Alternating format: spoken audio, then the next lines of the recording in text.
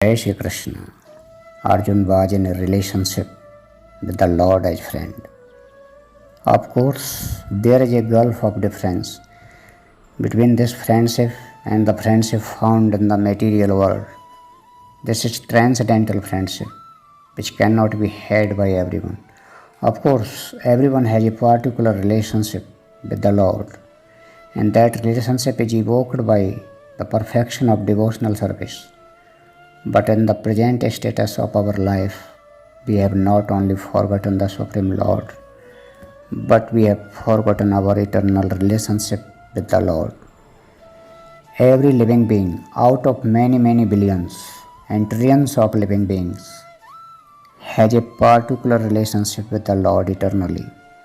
So Arjun was a devotee and he was in touch with the Supreme Lord in friendship. How Arjun accepted this Bhagavad Gita should be noted. Arjun said, "You are the Supreme Brahman, the ultimate, the supreme abode and purifier, the absolute truth and the eternal divine person. You are the primal God, transcendental and original, and you are the unborn and all-pervading beauty. And now you yourself are declaring it to me, O Krishna. I totally accept as truth all that you have told me. Neither the gods nor demons, O Lord, know thy personality." After hearing Bhagavad Gita from the Supreme Personality of Godhead, Arjun accepts Krishna as Param Brahm, the Supreme Brahm. Now, one may think that because Krishna was the friend of Arjun was telling him all this by way of flattery. But Arjun, just to drive out this kind of doubt from the minds of the readers of Bhagavad Gita, substantiates these praises when he says that Krishna is accepted as the Supreme Personality of Godhead, not only by himself, but by authorities like the sage Narad, Asyata Devla, Vyasdev, and so on. These are great personalities who distribute the Vedic knowledge as it is accepted by all acharyas. Therefore, Arjun tells Krishna that he accepts whatever he says to be completely perfect. I accept everything you say to be true. Arjun also says that the personality of the Lord is very difficult to understand and that he cannot be known even by the great demigods.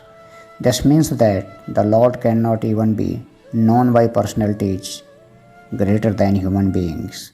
So how can a human being understand Sri Krishna without becoming his devotee? Therefore, Bhagavad Gita should be taken up in a spirit of devotion. One should not think that he is equal to Krishna, nor should he think that Krishna is an ordinary personality or even a very great personality.